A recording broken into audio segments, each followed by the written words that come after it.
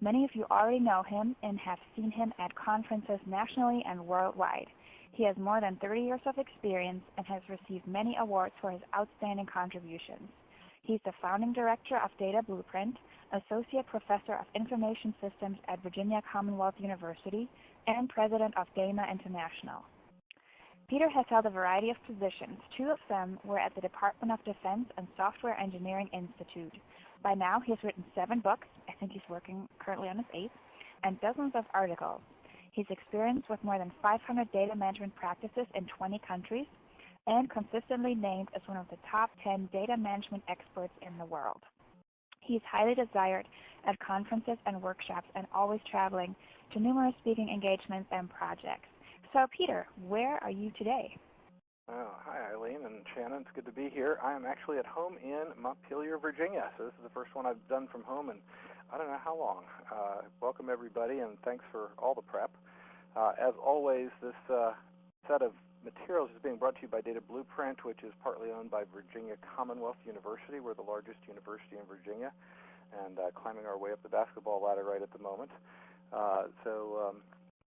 The goal of this is very definitely to try and get you guys more prepared to join the ranks of the already 650 plus CDMP holders that we have. Here's our outline for today. We're going to talk about just an overview of what is data modeling and data development. More importantly, why are they important and how do they compare between the two? They fit in as data management components. We'll take a look at a number of different pieces in there. We've got some framework in the process of doing this, and then also look at some architectural building blocks. We'll close up with some guiding principles and best practices, and looking at a piece that Eileen pulled down from our friend Karen Lopez, 7 mistakes that you can't afford to make, that we thought was really good and wanted to give her a shout out for that as well, and then some takeaways on that as we go forward. So let's dive in. Again, our purpose here is to introduce you all and give you the background to learn about our data management body of knowledge. And the circle here is our representation for what that data management body of knowledge looks like. We started off in January with data governance. That is the heart of what we're doing here. And we then did data architecture management, which was the first one at 12 o'clock, and we're now moving our way clockwise around here. We're going to do data development today. Now, again, the DMBOK is organized around these subject areas, but we also want you to know that the DMBOK is not completely deaf to the non-technical issues that we have here. So we have also to work this in with organizational culture and activities and things like that as well. As I mentioned before, the CDMP is the Certified Data Management Professional. We are starting to see job postings that are starting to include this designation saying CDMP Preferred. This is one of our measures of success here. It's a very brief exam that we have you do, actually 3 exams, which you get to specialize into a couple of subject areas, and Eileen's put the link up there for you on the PDF so you can do it, or just visit our website, dama.org. Now, data management, when we look at this is an after-lunch presentation, so I always throw up a fairly complex diagram like this, but the management overview of what it is that there are 5 major activities in data management. The first one is data program coordination. It's the idea that we are managing the data coherently. Everybody's singing off the same piece of paper, and we're all doing the same kind of things. And the things we are doing are things that should be supportive of organizational strategy. The second one is sharing data across organizational boundaries. This is the idea that within your organization you have some programs that share data, and you've got to get data back and forth between them. You've got different parts of the organization, perhaps the marketing department and the production department, and you have between your organization and your business partners. All of these have to share data in order to function efficiently and effectively, and if you're not careful, you'll produce suboptimal, you'll send them the wrong data, there'll be all sorts of other things that go on in there, and I'm sure some of you all can tell some stories as well. The third one is data stewardship. This is the idea that we need to assign responsibilities for data, because if data is everybody's problem, nothing gets done on it. But the minute it's got somebody's name attached to it, and it says, for example, Shannon Kemp, you're responsible for all the customer data in the organization, then Shannon will absolutely pay attention to that by the time her next raise comes up. So she'll pay attention to that. Now, Shannon's the editor-in-chief of this thing, so she's not actually got to pay attention to that aspect of it, but you get the picture here, right? Fourth one, is data development. This is the idea that we need to engineer data delivery systems. And the fifth one is data support operations, which is making sure that your data is available to you in the long run, because business continuity, disaster recovery, et cetera, these are the important things that we need to take a swing at. All right, so let's move on. What is data modeling and data management? Here is our summary chart from the DM box, and it is set up like an IPO chart. That's inputs on the left-hand side, outputs on the right-hand side, processes or activities in the middle in there, and we will hopefully have you guys thoroughly familiar with this diagram by the time we finish this talk. So let's get to data definition. What does it mean? Well, it's analysis, design, implementation, deployment of data solutions that maximize the value of resources for the enterprise, which isn't terribly helpful. What does that mean? What it really means is we're trying to take data as an asset and make it support the organization's strategy, whatever that happens to be. This is a subset of the systems development lifecycle. It is a component in systems development lifecycle, but it is not the entire lifecycle itself, although we will show you a lifecycle for data. It primarily focuses on databases, data structures, but it also includes screens, reports, interfaces, and now extends to virtualization portals, XML, et cetera, et cetera. Again, in the past, and what we've been teaching people out of colleges and universities is that this is new databases. What we're now looking at is saying, how can we start to work this into organizations where they'll start to realize that data is an asset and that we can solve the problem in other ways besides building a new database system. Now, the standard implementation for this that we see is a data definition language, and I've put a little example up here on the board with you for creating tables for employees. And you can see the language there. It's not terribly complex. People can learn this very, very quickly, and that's, of course, the least of the problems. Why we use modeling in this is because we're trying to define and analyze the data requirements from a structural perspective. If we take systems and just build systems and then say we need some definition based on that as well, it's going to be very, very difficult to fit in the data as an afterthought. But we can, at this point now, start to go in and look at this from a more programmatic perspective and achieve data sharing from a much broader approach on this. Now, that's modeling in general. A model, then, is a set of data specifications and the related diagrams, and I'll show you a bunch of examples as we go through here, that reflect specific requirements and designs. They represent something in our environment. They employ standardized text, and we look at this as integrated collection of specifications and related diagrams. Now, the first thing to take away from this is that just because you have a model of a piece, or somebody's drawn a picture for you, the model is incomplete without the supporting documentation that goes with it. And I'll show you how that works as we dive into this a little bit further. So those are what data modeling are and data development. Why are they important and how do they compare? Well, modeling is this process of involving people and technology in a way that helps everybody to achieve the outcomes that they want. In other words, we're never going to have a perfect model. We're never going to have a perfect solution. But can we put things together in a way that makes sure the organization can achieve the goals? So it's this idea that we have to take a model and come up with a solution that we don't have time enough to do a perfect job on, but we have something that we can produce that is of known quality. Now, the model will have certain limitations, certain things that it can look at, and certain areas that we can focus on. The model won't be any good in areas that we don't. For example, if I'm making a model that talks about customers, you wouldn't want to ask it a question about products. It would be incorrect to do that. However, we may, in an architectural sense, need to link those two models together and determine what is the relationship between customers and products and be able to work with it in that. The modeling is a formalization of our knowledge at that point, and it's guided by these two formulas. One, the purpose and the audience equals the deliverables, and the deliverables plus the resources and time equals the approach. Now let me just talk about those for a quick second. Oftentimes when I'm working with executives, I will say, oh yes, we have to do some modeling, and they'll say, why? We know what our requirements are. I'll say, oh okay, tell me what your requirements are. And they'll give me some of their requirements, and one of the requirements is inevitably the system should have a friendly user interface. Well, friendly user interfaces are subjective. I've never seen a user interface that somebody said, hey, I wanted to design the most unfriendly user interface I possibly could, although I have seen a lot of those interfaces. I'm sure you guys have as well. So the question is, what are you showing to the audience, and what are you trying to get them to understand? If it's important to understand, for example, and we'll see an example of this a little bit later on, that one business concept, an entity that we're going to call it, should be related to another entity by a very precise set of specifications, then it may be that that's all we need to do to show the organization how to do that. And I'll give you an example of that a little bit later on.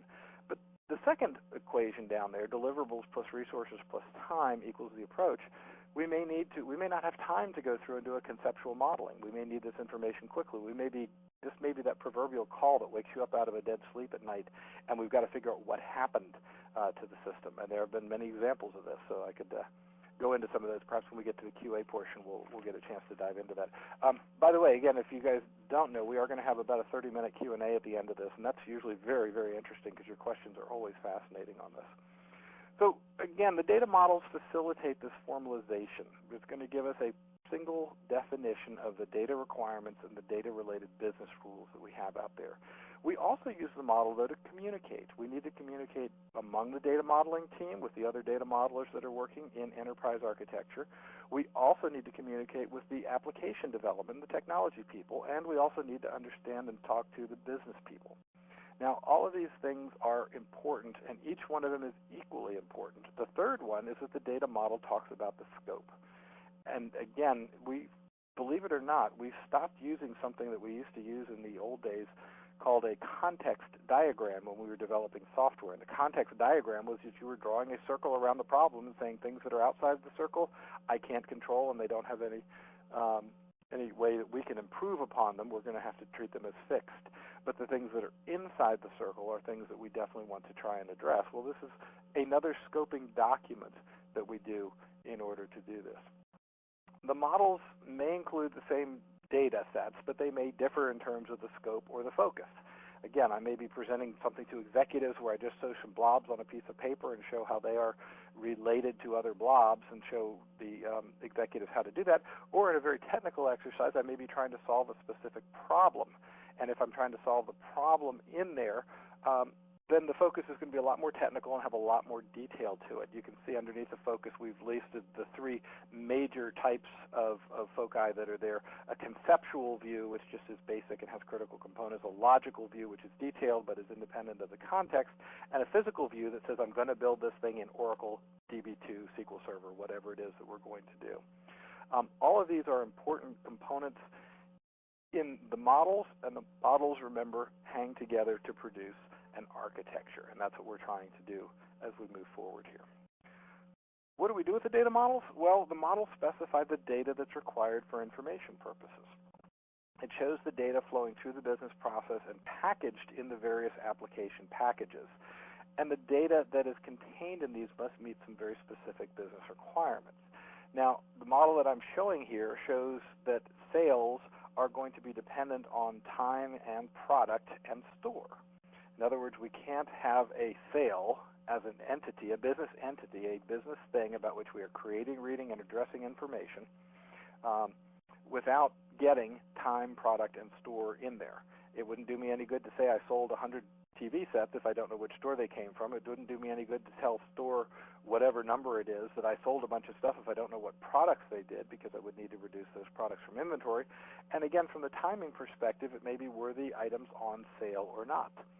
One of our favorite local companies here was Circuit City Stores before they went out of business, and they had at one point in time put an ad out in the paper that allowed you to get like a 48-inch flat-screen television for $5. Well, they went back and looked and were able to use data modeling to, in fact, determine that their system was incorrect and that the customers were right in terms of what they had been offered. Boy, I would like to have gotten one of those $5 flat-screen televisions that they had in those days. Another component for this, too, is that data models support organizational strategy. Now, there's two types of data strategies that you have. There's a play that you make for efficiency and effectiveness. It just says that data management and data modeling in specific can be used to help reduce costs, make things more efficient, run smoother. The other play, which is the one everybody wants to go after, and that's a harder one, excuse me, is that people are trying to do very innovative things with the data. For example, again, we won't pick on them pretty much, but it was in the newspaper recently. New York Times had an article that showed that Target Corporation was in fact able to tell when some of their customers were pregnant. In some cases before the interested parties, or let's just say that, knew that that was the case. They were doing that based on their modeling and mining techniques that they were using. And they got themselves in a little bit of hot water about that. You can Google that on the New York Times, Target and pregnant, and it'll come right up to the top there, and you can read an interesting story here. But let's take it from a more practical perspective. If we produce flexible and adaptable data structures, it means we are going to be able to write cleaner, less complex code to access those data structures. Now, what does that mean? What that means is that if I'm writing something and I can implement functionality in a database or I can implement functionality in code, if I implement it in code, I need somebody to maintain it. If I implement it in a database, I can maintain it using just the metadata. And that's a huge, huge leap forward. So I see so many organizations that are doing so much work trying to maintain very large and very complex systems. The world is complex enough as it is. Let's keep it simple. So again, we're trying to go in and make sure that we can do these things in a simple and effective fashion. It also means that we were going to take and we can tie more direct links to our strategy here. I'll give you this in the context. We can also build in some future capabilities, knowing that certain advances are going to be coming down the road, and allow us to go in and figure out merging and acquiring different data sets and things like that in place. Now, the model that I'm showing you here right now is a model that actually I lived through a couple of years prior to the publication of it being in Clive's book that we've referenced down there. And it was a time of economic constraint, as we're living through now, hopefully coming out of it on the other side, where I worked in a retail store where we were selling clothing. And the old business rule was that you were either a salesperson or a manager, but you couldn't be both. So you see the data structure here. Now, this is a high-level conceptual model. There's obviously no keys or attributes that are employed on this model. And yet, even using this model, I was able to show management one of the flaws in their problems. Because what happened was, and again, this will sort of surprise some of you guys, but we had at one point an oil shortage in this country, and they legislated the fact that you could only drive your car on odd number days if your license plate ended in an odd number, and on even number days if your license plate ended in an even number. Of course, you ask the question, what about communiplates and numbers that ended in A and things like that? We didn't have those in those days. Everybody's license plate ended in a number. And what they told us was, oh my goodness, everybody needs to sell. Well, if everybody needs to sell, I was a manager in those days. And you can look and see I was a line manager on this particular diagram. But the data structure for managers did not have anywhere to include code that would capture my sales. So whatever I sold did not get captured. And I had to become a fake salesperson in order to do that. I was salesperson number 999. I know that sounds really funny, but that's what we did in those days. And as salesperson 999, I got my sales calculated that way. The only thing that caused a problem was that sales information then got me a second paycheck, which I didn't object to, but of course my boss certainly did. In other words, because we didn't have the data structures optimized correctly to support the organizational strategy, the organization had to spend more time and more money trying to figure out what my sales were as a manager, because they hadn't built it into the system correctly. I hope that example is clear. If it's not, we'll come back and you guys can ask some questions on it. Let's take another example, though, that's perhaps even a little bit more precise on this one.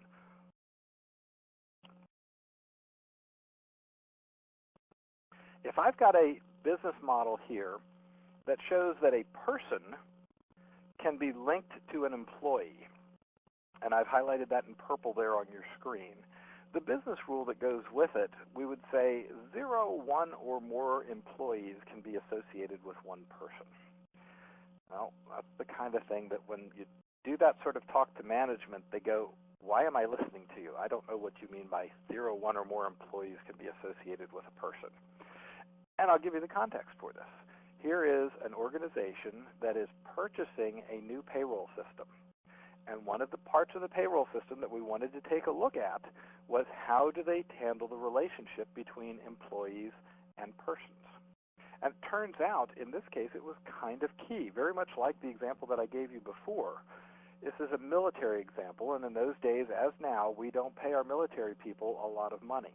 So many of the military service members had to get second jobs in order to support their family. So a person was not just one employee. A person could be multiple employees because they would take a job moonlighting, as in a second job. They might work during the day for the Army, and they work the night for the Navy. Now, they did that to support their families.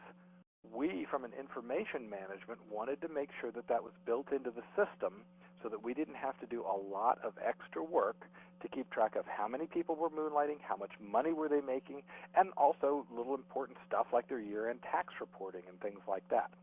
Again, I hope that makes sense. The second example out of this same model here was that we also wanted a position to be fillable with one employee or multiple employees.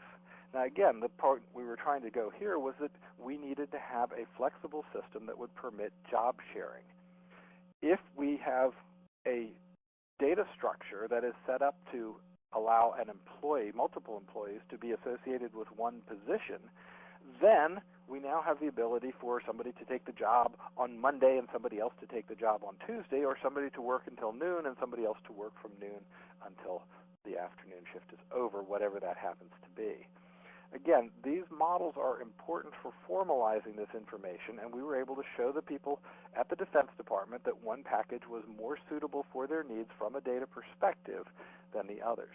I've got a couple more business rules on here. I'm not going to run through them, but just to make sure that you guys can follow through and take a look. Let's shift now over to how does modeling fit into these data management components. And again, notice that the rest of the things that go on this wheel here, we start, remember, architecture we did last time. We're doing data development this time. We're going to do database operations management next, data security, reference master data, data warehousing, document management, metadata, data quality, all the way back around till December. Everything else we do here assumes that the data models are of high quality. If the data models are of poor quality, it will provide a terrible foundation for everything else that goes forward there. So again, I hope that's clear. We're doing this to build a foundation for what we're doing. Now, when we look at data modeling in there, we're looking at a way of doing systems development within the systems development lifecycle. What you'll see is you're looking at implementing changes, creating test data, migrating and converting the data, doing all sorts of testing and things like that. I'm showing you the lifecycle model that is in the DM box. You may have a different lifecycle that you use in your organization. There's no problem with that. The point of a systems development lifecycle is that it works for your organization. Now, another piece that goes along with this, however, is that we've got to get ourselves into the systems development lifecycle early enough so that we are able to, in fact, come up with key decisions early on. Again, let's just backtrack on my payroll system I was talking about a minute ago there.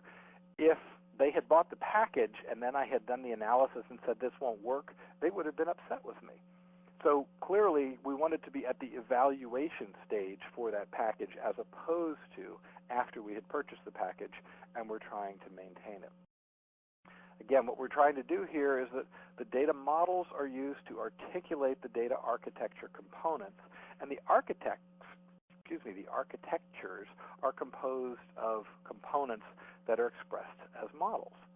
So what we're trying to do here is to see if we can put together a plan for data for the organization that we can use and that everybody can agree on that plan. Now, when I say agreement here, that gets us into a little bit of tricky stuff. Currently, there are 4 competing sets of notations that are used in data modeling. None of them are hard. None of them are in any way contradictory, and I will report on a very good development on that as well. But again, we have information engineering. We have something called IDEF, which is a Department of Defense and federal government specific thing. We have object role modeling that can come up, and a good piece, my colleague David Hay has just written a book. It used to be that UML was sort of problematic from a data modeling perspective, but David Hay has actually devoted time in his career to trying to resolve that particular problem. and when he was able to resolve it, he's now got a book out, and he's going to be, I think, chapters around the Northeast. Anyway, if you don't get a chance, if you're working with UML and you're having trouble with the modeling perspective, do check out David Hayes' book. I'll be glad to give you a more specific reference to that.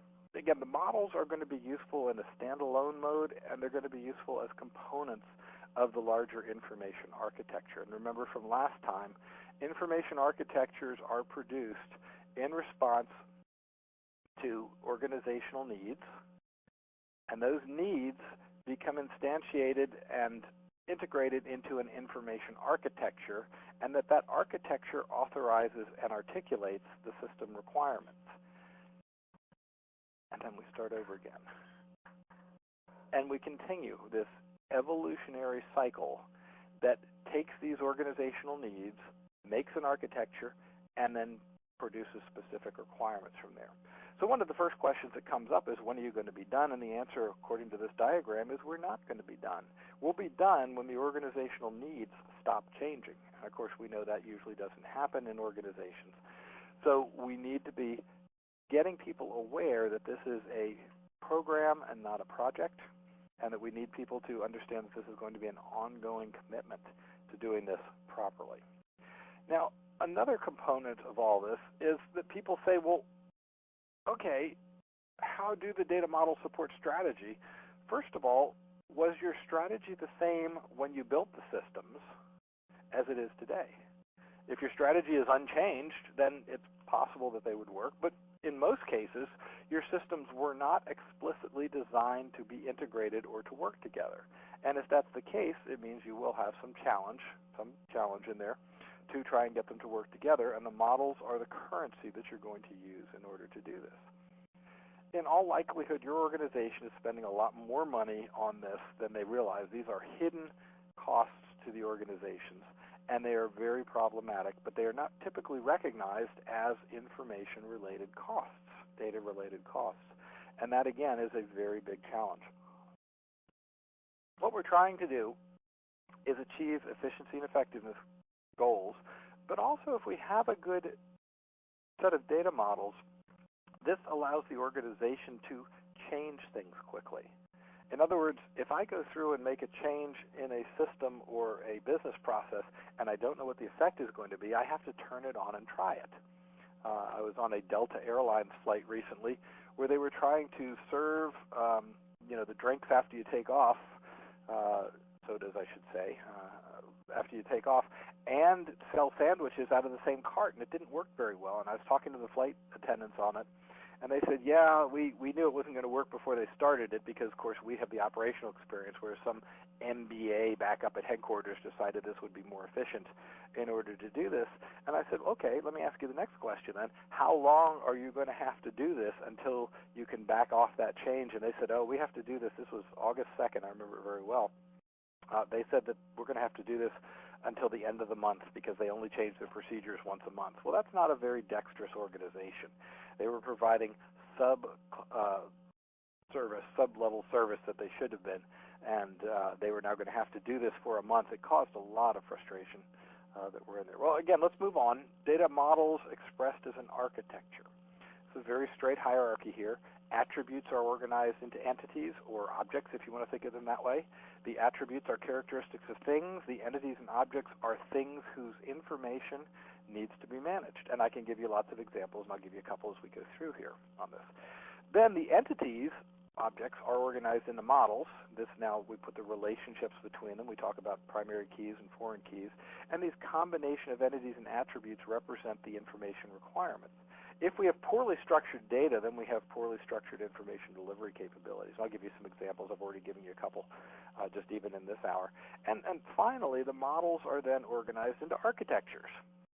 Well, that's great, but how come I don't have any models of architectures in here? Because they're too big.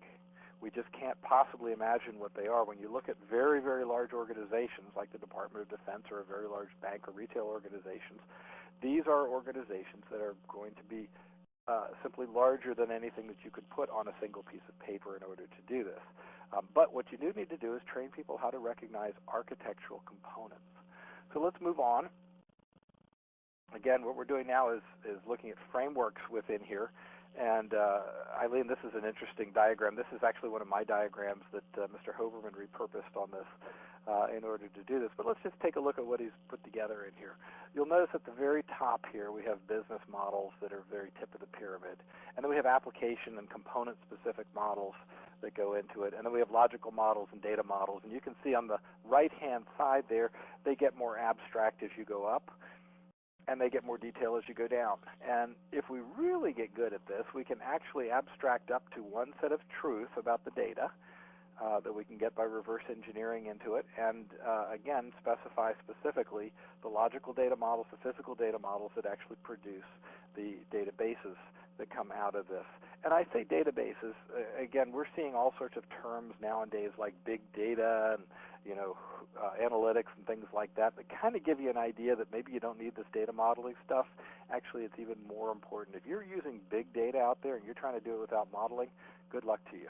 You've got just a license to spend money as far as I'm concerned, but not actually achieve any results on that. It's not that big data is bad, but it's again, it does not remove the need to have this guidance from an organizational perspective in order to do this.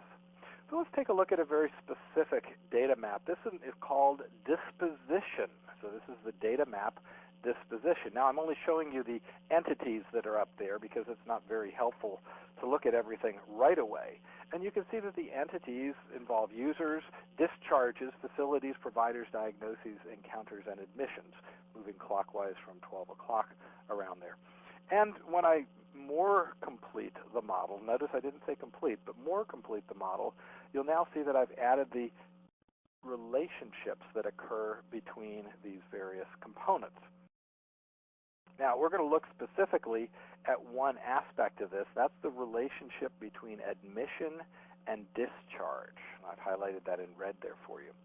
So if I move now that down to the corner of your screen and put over here on the side the definitions for each of the entities, you can see that the admission entity contains information about patient admission history, and the diagnosis contains the ICD code for the admission.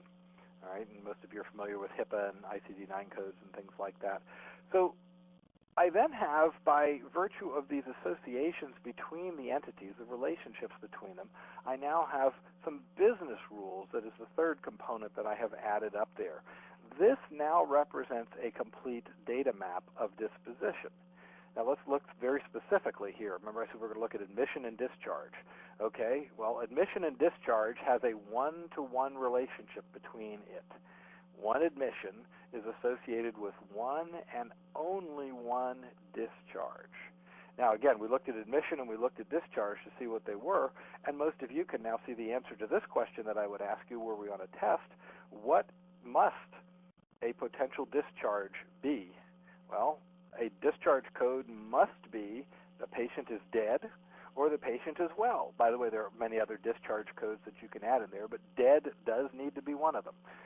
So not to be too morbid on that, but again, you can see how this works. You can't be discharged unless you have a discharge code, and your admission is incomplete unless it also has a discharge. If your admission is incomplete, you're still in the hospital and somebody's paying for it.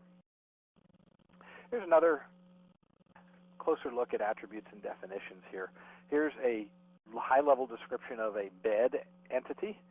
And if we look, the attributes are arranged in there. We have a key we've introduced now called bed ID, which is the unique occurrence of a specific bed within that entity. And if I now do a little bit more definition on what do we have in the way of bed, okay, well, it's a substructure within a room, within a facility. It contains information about beds within rooms, so it assumes that all beds must be within rooms. Interesting. May not be a valid assumption. And you can see here again, I've described what the metadata is, the attributes displaying perhaps out of a case tool or something. It's got a purpose statement. By the way, this is one of the things that Clive taught me. You don't want a definition statement because a definition statement sounds rather abstract. But if you have a purpose statement, it says the purpose of this entity is to contain information about beds within rooms. Well, that adds a motivation component that a definition doesn't have. So a very, very useful piece of wisdom from Clive on that one in here. And let me just tell you the rest of this.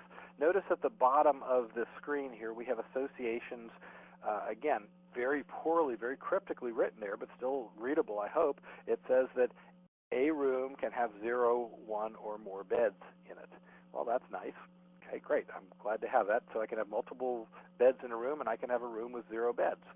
On the other hand, the question that came up as we were looking at this at the specification level, what about if a bed isn't in a room? Where would it be? Well, then we may need to have the bed be mobile, and the bed may need to move around the hallways of the healthcare facility. And in fact, the elevators became a problem as well, because how do you keep track of a bed that's in an elevator?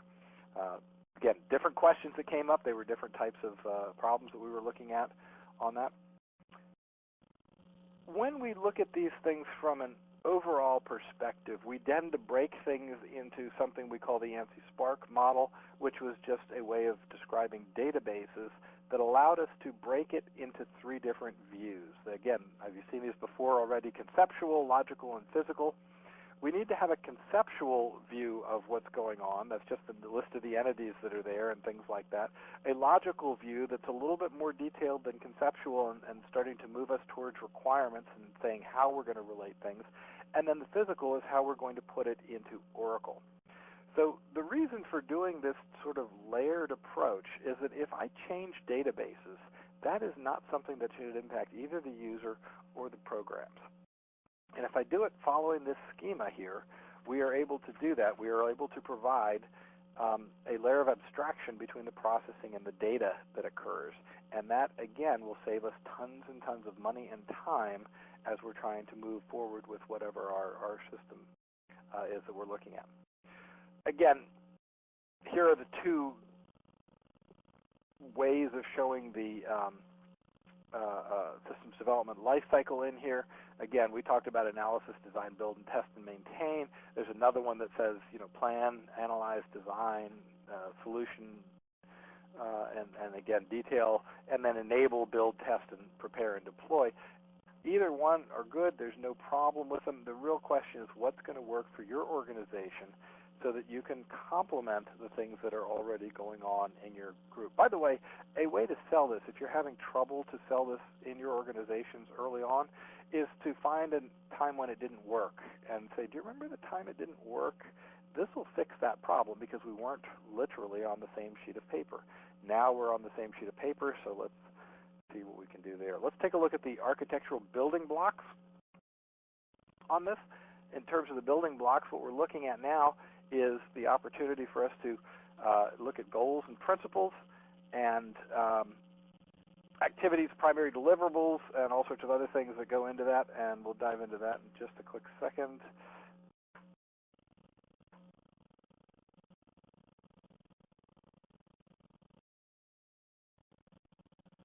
Sorry, I had a sneeze there that had to occur. Okay, so we're back to our high-level diagram here. Again, looking at this IPO diagram here, and let's look at the goals and principles first of all. So first thing we're trying to do is identify and define the data requirements. If we don't do that, we're missing out on a big point. Second one is to design the data structures that these and other solutions can make use of. Our goal here should really be to minimize the number of unique data structures that we have in our organization. It's not that there will be one, but if we have thousands, we have complexity of much, much too much that goes into this. Third component then is to implement and maintain solution components that meet those requirements, that is the database management systems, the portals, the metadata tools that we need in order to put these out. Fourth one is to absolutely make sure that there's conformance with the standards. Because if I build something on a poor foundation, as you've heard me say before, you will have only a pile of rubble there in the morning. So we need to make sure that if somebody says use 4 digits for this particular field, that we enforce everybody using those 4 digits in all the fields as we're going forward on this. And finally, the fifth one is to make sure that we have the integrity, the security, the usability, the maintainability of those structured data assets, because they're much easier to keep track of as a few things than they are to keep track of thousands of individual ones. Now let's take a look at the specific activities that we have here. First of all, we do data modeling, analysis, and solution design. So what we want to do is analyze the information requirements. We want to develop and maintain logical, conceptual, and physical models as appropriate as we're trying to move them out. Second one is to look at a detailed data design, which is to now move into a physical database design and take into considerations load balancing, volumes, and all sorts of other things, business needs that impact what we're doing. This is designing the information products, the access services, the integration services that we need to have in order to do that. The third activity then is to make sure that we do data model and design quality management. Just because somebody says it's a data model doesn't mean it's actually a good data model. In fact, the people who are likely to tell you that the data model is best should be your business users. And I'll tell you a little trick that we use as a way of going measuring our progress. If you're doing a data modeling session and by halfway to a third of the way into your modeling session, the users aren't jumping up and saying, oh, move this line over to here and jumping on this. They are not understanding what you're doing, and they are not bought into the model. So your quality control is really going to come from your business users in this. It's fine to have IT people involved in it, but it's not going to be helpful in terms of looking at them. And lastly, we want to do data implementation, which means we're going to do some test data, migrate it, build the systems, and the rest of that as we go through it. So again, those are the activities that we're going to look at. The deliverables, quite a lot of them here, business requirements and data rules. Now, what do those mean? Well, we're going to be able to provide a certain level of expertise, and these are going to be the most objective business requirements. In other words, if we go back to my example earlier on of I want a friendly user interface, well, what is that? That's a subjective thing. But if you say we must have multiple employees that can fill one position, that is a very specific test. And if you ask the package person who's giving you the package for this, or the database owner, or whoever it is, how do you implement that? They say, oh yeah, we put a code in column 1 here, and that means there are really 2 people instead of 1 person. You know they are not implementing in the way in which you want it to be implemented. This also means that you're going to be producing some measure of conceptual models, some logical models, some physical models, all the way up and down. There's not a good path for doing this for every system. And I said that poorly, so let me go back and restate it. If you are doing an analysis, and the data analysis in particular, you're doing it for a purpose. That's the purpose of your analysis. That purpose may involve conceptual, it may involve logical, and it may involve physical. But it does not have to involve all of those each time. And that's very important to keep in mind, because you can solve the problems very often without traveling the complete life cycle. Remember, our goal as data managers is to solve things for the business. If we're not solving things for the business, then they legitimately can ask the question, why are you here? Another deliverable out of all of this is metadata. And everything I've shown you today in the way of data models does fall into the metadata design. Now, I've noted that they are business and technical metadata pieces. That's certainly true. There may be some other flavors that you get into there as well. The other deliverables that would come from your modeling effort, though, include the standards. In other words, I've looked at the organization as a whole, and I can tell you that these standards would be applicable to this organization. You also then want to review the models and go through formal design reviews. These are some of the most helpful activities that we've done over the years, where people look at these things and you put them up there and you say, by the way, you get rewarded for finding mistakes in our models. And then people get really excited, because if they just look at it and they go, blah, blah, blah, yeah, it looks good to me, they're not really involved in your modeling process. But if you say, now, we've got some errors in here, and we know they're in here, we're having trouble figuring them out, help us to get rid of them, then it becomes a game, and they like to play that particular piece. So modeling reviews are going to be very critical. You're also going to be looking at deliverables out to specific data integration services and access services. And most importantly, perhaps, you've got to control the versions of these models. Because if you send models out and the models are the wrong models at the wrong point in time, or that was last year's fashion, right? You know how embarrassing it is when you show up on the runway in the wrong dress. Well, try to deliver business data with the wrong data model and you will get a sound slap right away. it also helps us to generate test data and look specifically at development and test databases that we need to have, which means we now have some specifications that we can use for determining specific information products and looking at migrated and converted data that comes out of that. The real final deliverables out of all this is that the models become a form of reference material. So here is a piece of reference material that somebody in an organization can say, what do we as this organization mean by the definition of account? And this definition, whether you like this definition or not, is the one the organization decided they're going to take care of. So this little data structure here, this information architecture component, this little four-person, four-entity model of account, subscriber, bill, and charge, have a lot of dense, complex information in here. It shows that an account can't be defined unless you define bills for it. And subscribers and charges all have to be worked into there. In other words, this is a set of material that people would likely want to put together as a package in order to come out of this. So again, we have a fair amount of information here that we're trying to manage, that we're keeping very, very densely looking at and trying to figure out what it is. Once we do this once, we put it someplace. We put it in something we tend to call a metadata repository functionality. You don't have to have a metadata repository. A good file cabinet or a good filing system will work really well. But again, somebody's got to be managing that. Now, the folks that are involved in these processes are the data consumers, the various suppliers of information, and the people who help you to get this information formalized. So the team consists of, again, data stewards if you've got them in your organization. If you don't, our data stewardship talk's coming up sometime soon. Data consumers, participants, the subject matter experts, the things that are all involved in it. All of these people have to work together because the data people understand data principles. The consumers and the suppliers understand how the data is consumed or supplied in order to do this. Now, what do you need in order to put this stuff together? Well, there's a whole different set of suites of tools that you can look at in here. And again, there's testing tools, data profiling tools are going to be very useful, data modeling tools, office productivity tools. And yet, in spite of everything that we do, people tend to use PowerPoint as the main tool to use. If your organization is using PowerPoint as its data modeling tool, I'd urge you to look at adopting something like Irwin or one of the other very good tools that are out there so that people can start to see what happens when you do this in a more formalized sense. Many of the software development tools will have access to data modeling components, and many of the database management systems will also have access to some of these things in here as well. They're not expensive. It doesn't cost you an arm and a leg in order to get started with these things, but it is something that is worthwhile. We do have a section that we're going to do on tools on this later in the year, I think in the second half of the year.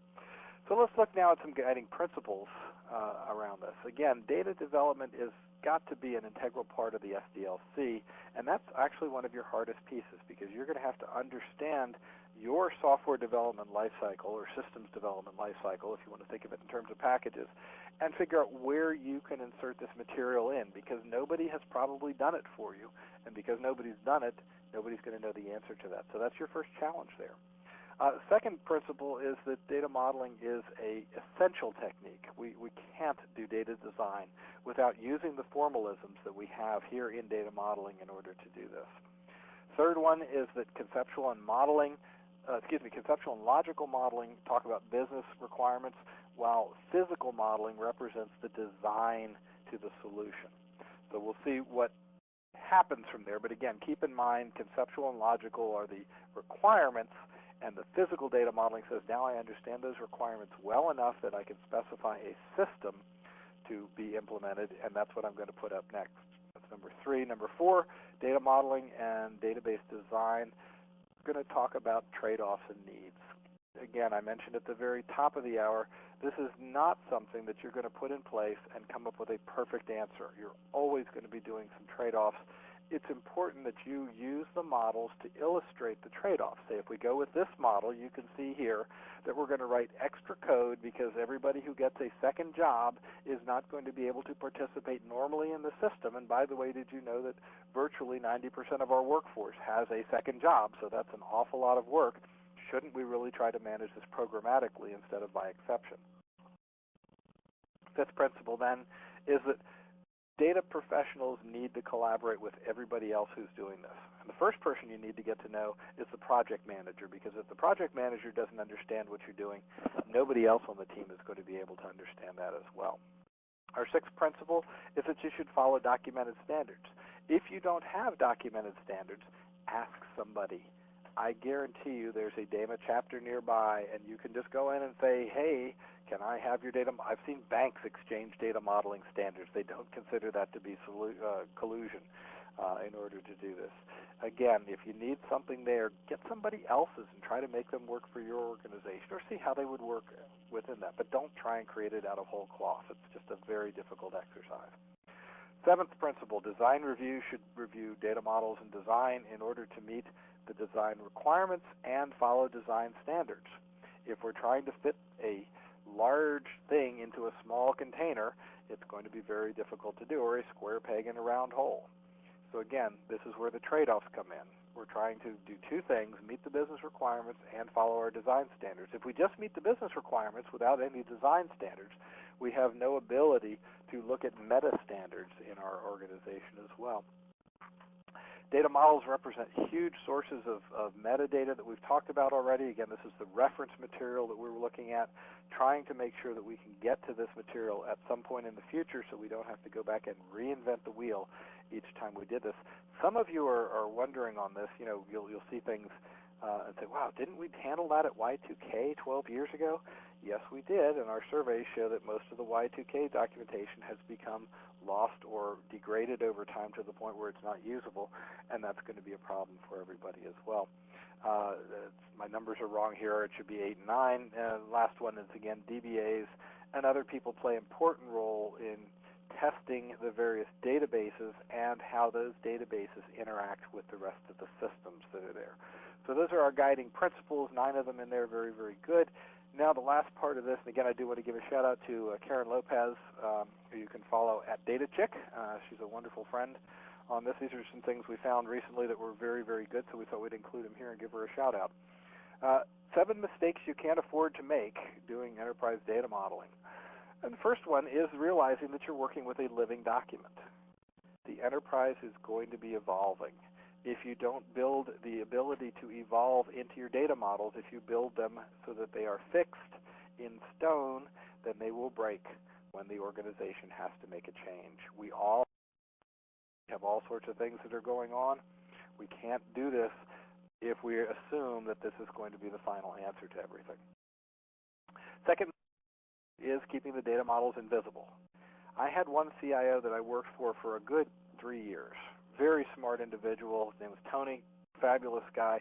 He never understood what it is we did in the enterprise data modeling world. But he understood that when we produced data models, people put them up on the wall and they weren't taking notes on them. They were doing very, very in-depth analysis work with this. He said, I don't know what it is you do, Peter, but when I walk into my office in Tokyo and I see your data models on the wall, I know we are producing useful information that people can use. Number 3, mistake we can not afford to make, assuming that the business users can't understand and review the models. Now that sounds silly, but business users pick up on this stuff very, very quickly. It's not high. You don't have to show them. Now be careful what you show them. Don't show them something. That's not going to work at all.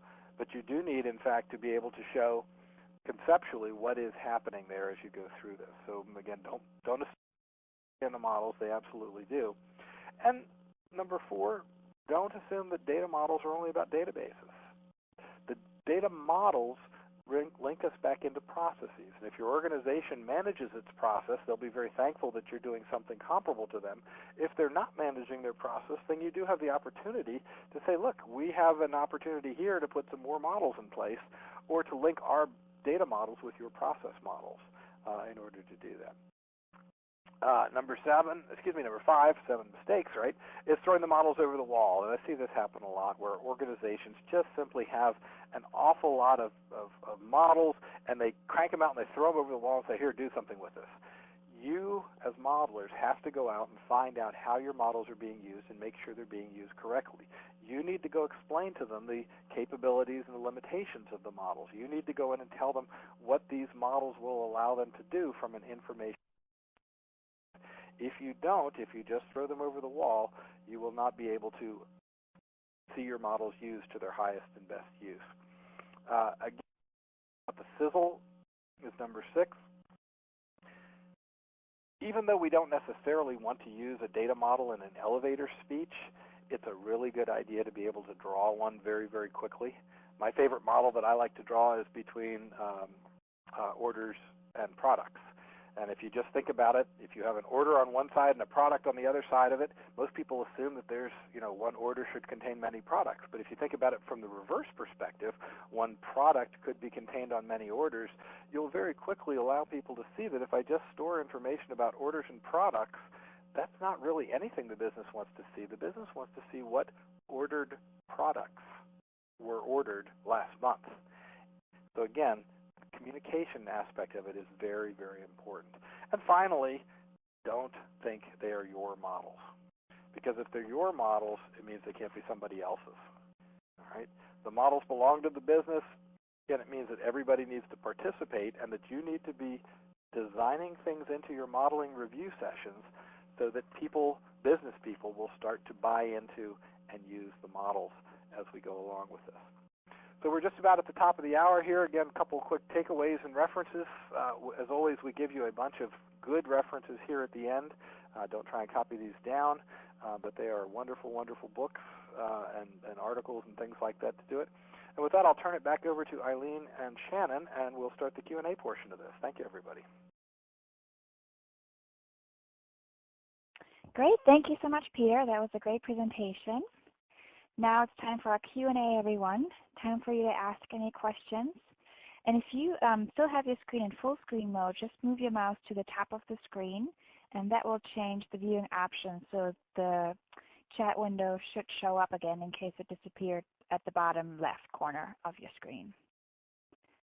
And let me see, we already have a few questions come through. The first one, Peter, this is in reference to slide number 33. Maybe you can go back. It's the slide on how are data models expressed as architectures. And the person would just like to know the source or case studies for the 20 to 40% figure.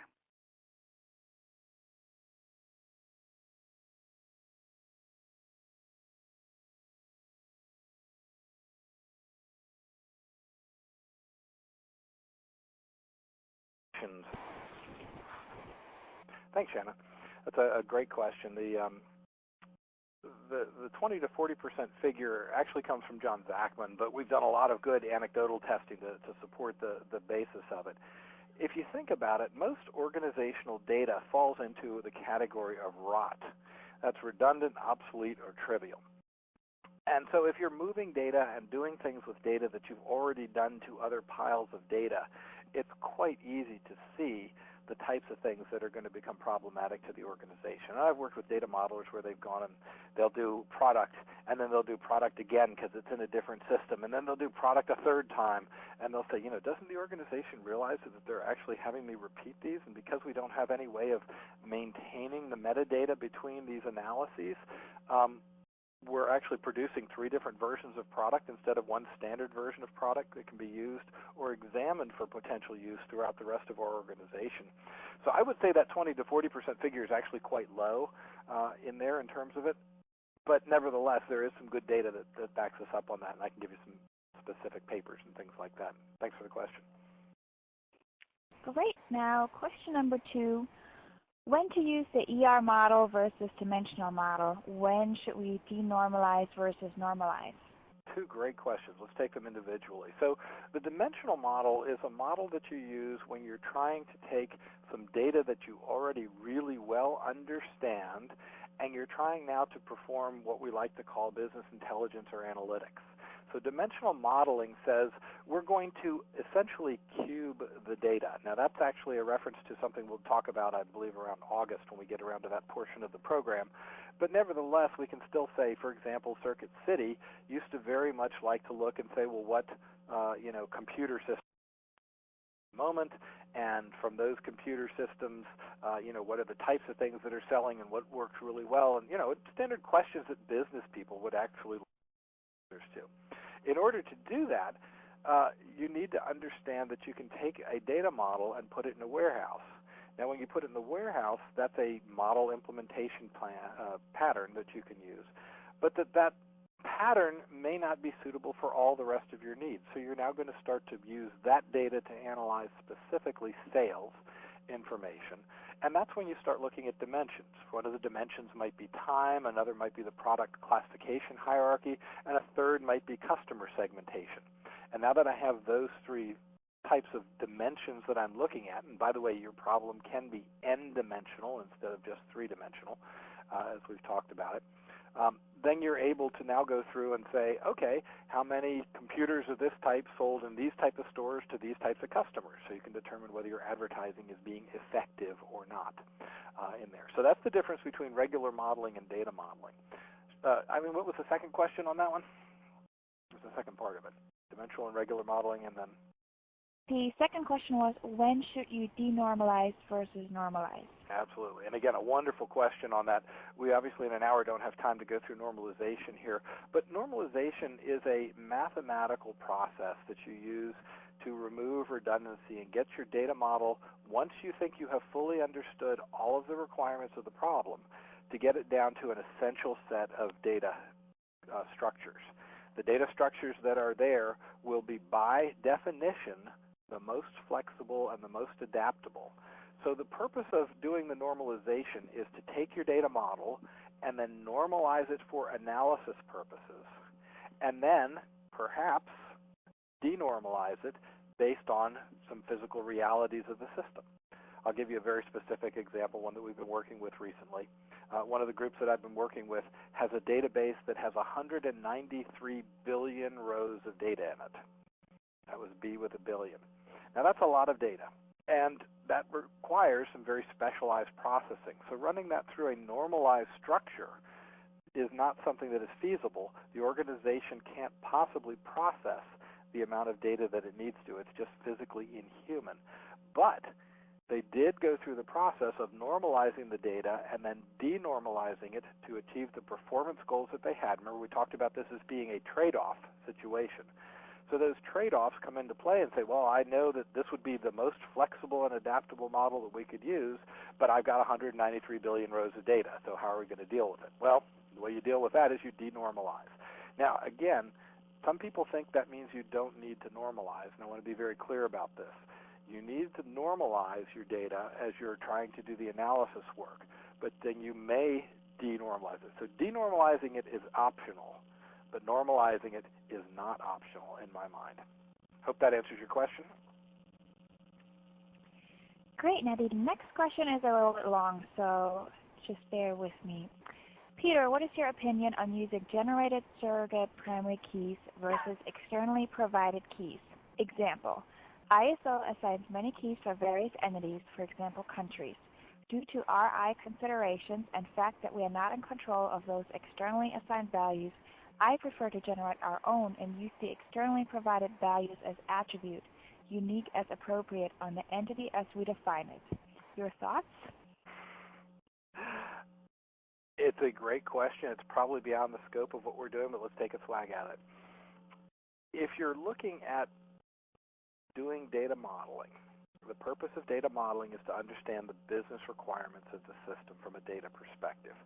If those business requirements dictate that you change your keys from what is used externally, that is perfectly fine, and you are the best judge of that particular piece. So go back to what I was saying earlier. If you're looking at a situation where your job as a data person is to decide what standards, if any, to apply, and then to make sure those standards are enforced. If it is crucial for your organization to use internationally recognized codes in everything they do, then you may want to think about doing that. If it's not as crucial, then it may be better to do it. In other words, I can't answer for your specific business situation, but I can give you an example of an organization that does a lot of business with a lot of other organizations by exchanging electronic data. And if they decide to change their codes, regardless of whether they are using the correct international standards or they are using codes that were generated internally, just the process of changing that is going to be an enormous, enormous task for this particular organization.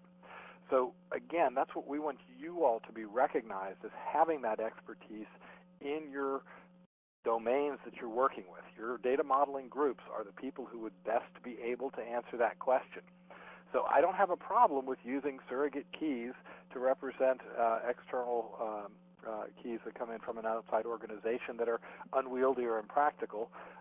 The question you have to say is, what can we do to design data structures that will best meet the needs for this organization? I don't mean to duck the question. I think I addressed it the way you want. Give it another crack if that doesn't work. Great. Let's see the next question. How can I leverage data models in an agile development environment where formal documentation, other than user stories, is frowned upon and all the business rules are only captured in the delivered software? In other words, how do I do data management in an agile development world? Wow, a great question. And this is one that we are facing in today's environment. So I mentioned David Hayes' work in UML before, which was a real problem until he took a look at it.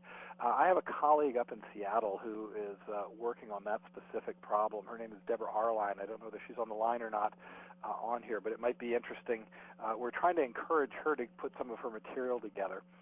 Another resource I would look at is Scott Ambler, and if you just Google Scott Ambler, you will find him out there. He's done a lot of writing on the subject. What it goes back to is that, and there's a Dilbert on this that addresses it too, management's always looking for ways of speeding up the development process. So Agile is seen as a way of speeding up the development process. Nothing wrong with it. It achieves some pretty decent results. But if you're going to do architecture across Agile projects, it is going to be a little bit more difficult for you. So you're going to have to find a way of working with your architectural groups to make sure that they understand what it is you're trying to achieve. Again, go back to my example of product. I literally did have a group that had created 3 different versions of product over the past couple of years because they didn't have any way of maintaining continuity on there. Well, product should be shared across a number of applications in this organization. And you can demonstrate to the Agile people that recreating product tables at each stage of Agile is the most inefficient and the way that is guaranteed to produce the most uninteroperable data possible. And that, if they recognize that, they should be willing to come back and back off a little bit. Now, again, go back to your question about the documentation, because there's absolutely, if it's got a user story, it's good enough, right? Well, user stories only deal with the side of the equation that the user is facing. There are some other parts of it, which is how the data is persisted internally in the organization. And that is going to be a little bit harder to use, but you don't have to make it a burden for them. They don't have to learn data modeling. They just have to allow you enough time so that you can create data models in parallel with what's going on. I'll make a little plug for Enterprise Data World coming up. That's our big international conference that we have in Atlanta the end of April. I know that there are going to be several specific sessions on that, and maybe Shannon can actually come up with a couple titles there, so we can hope to entice you down to Atlanta for the big gathering of 1,000 data modelers that we have worldwide on that. Again, if you want some more feedback on that, follow up with us offline, and I'll be glad to point you to that. But again, Scott Ambler and Deborah Arline are 2 names that I would Google on that. Our next question is, can you discuss creating enterprise logical data models in an agile development environment? I think we just tried to do that, but let's add a little bit for it, though. Again, an enterprise data model is something that is broader than strictly just a component of an architectural component that we're doing. So you're going to want to take a look specifically at that and say, in order to get the time and resources to create something for the enterprise, you're going to have to make a good business case for it and to show them that the development outside of the Agile environment will actually help the Agile pieces. Because once you've developed the few data structures that you're going to need that will be shared among the various Agile pieces, you will be able, in fact, to come up with a much faster and better way of producing your systems and software.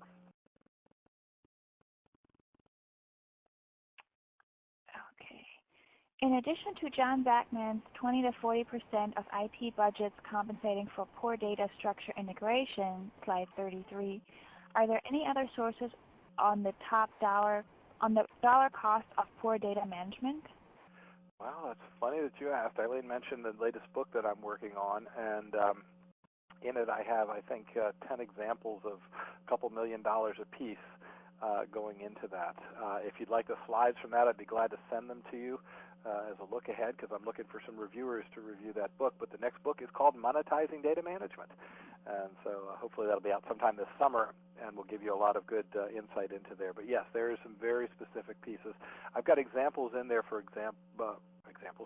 thank you.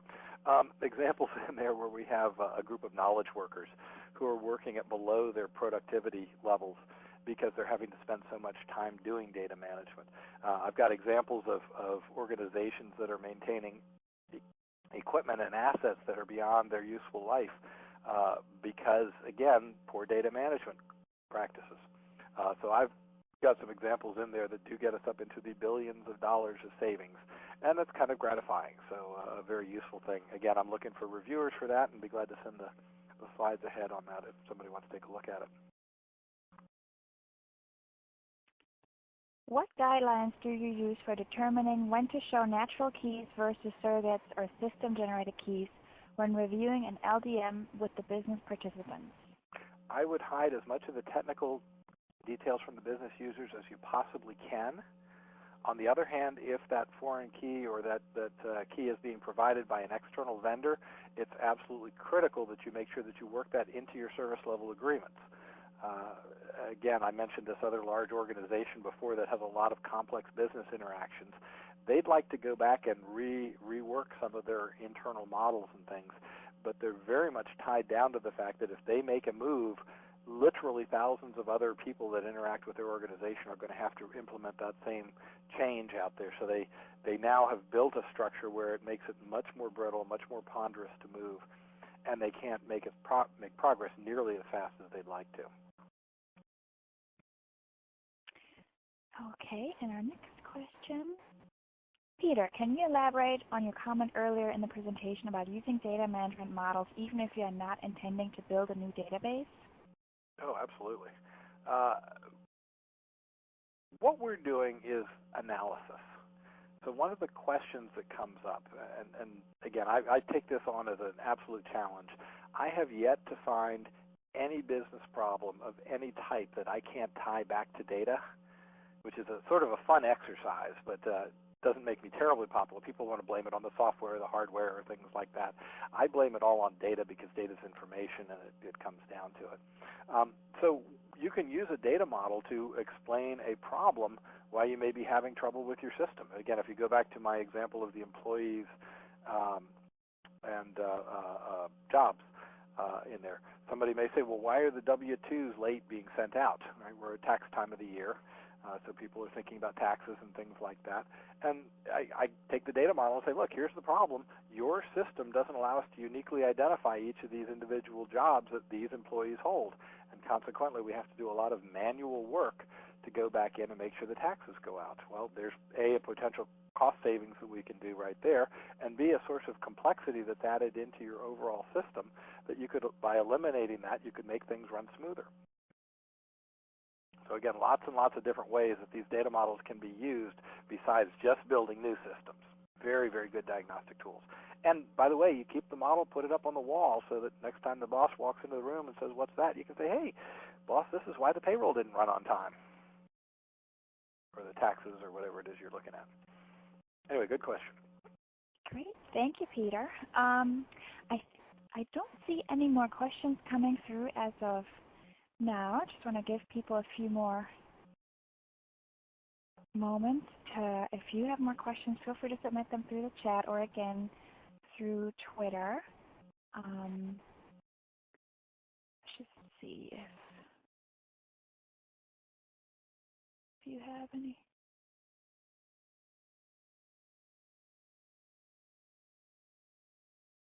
Okay, people are requesting, I see comments come through regarding taking you up on your offer, Peter, to review some of your slides on your upcoming book. So we'll definitely get that information from people and make sure we get them set up with you so you can connect in the future. Great, thanks for the volunteers.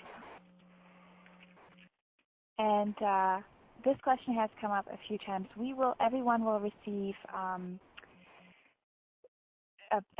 follow-up email within the next 2 business days with links to download today's material, so that's the slides, or have access to the material, so that's the slides, and then also a recording of today's session. And one more question actually that I did see that you may want to address, Peter, if you would want to explain just a little bit more about the DEMA certification program. I think the person is probably speaking about the CDMP. Sure, I go through that very quickly because we do it at the beginning of every adventure that we do here. But the CDMP is, right now, if you were hiring a chief financial officer, you would ask the question, do they have a CPA or a master's in accountancy or something along those lines. In other words, a recognized designation that shows they have the knowledge, skills, and abilities to do this. Until recently, we just assumed that if people said they were data modelers, they were data modelers. Now we have a objective criteria that is run by DEMA International and the ICCP, which is the International Certification for Computing Professionals. And again, there are about 650 people that have passed this exam. There's not just a matter of passing it, though. You also need to maintain it in the long run because you have to provide, I think it's an annual 30 hours of additional educational opportunities. By the way, this class does count towards those additional education credits, continuing educational credits that go on. There's a series of 3 exams that you take, and again, it runs you through sort of set of basics in data modeling and then allows you to specialize in a couple of other areas. And you would be joining a select group of under 1,000 people worldwide who are recognized as data management professionals here. At the EDW coming up, we will have the opportunity to take exams and things like that. There's a lot of information on the website that you can see. And again, I've got the links for the dema.org pages up there as well. Again, good question, and I hope we can get more of you guys to get that certification so we can change so that when people advertise for these jobs, they will say CDMP preferred as opposed to would be nice to have. Great. Thank you, Peter. I hope that answered everyone's question today. Well, thanks, everyone, for participating in today's event. We hope you've enjoyed it and got a lot out of it. Thanks again to Dataversity and Shannon for hosting us. And once again, you will receive today's materials within the next 2 business days.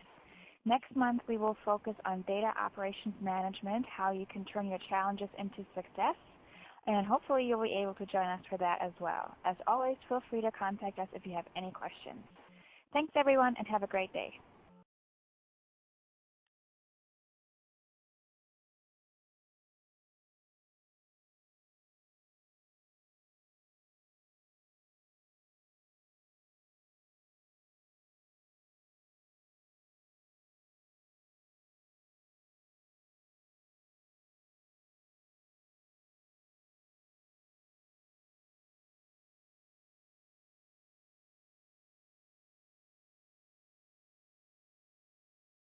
All conference hosts have hung up. This conference is over. Thank you.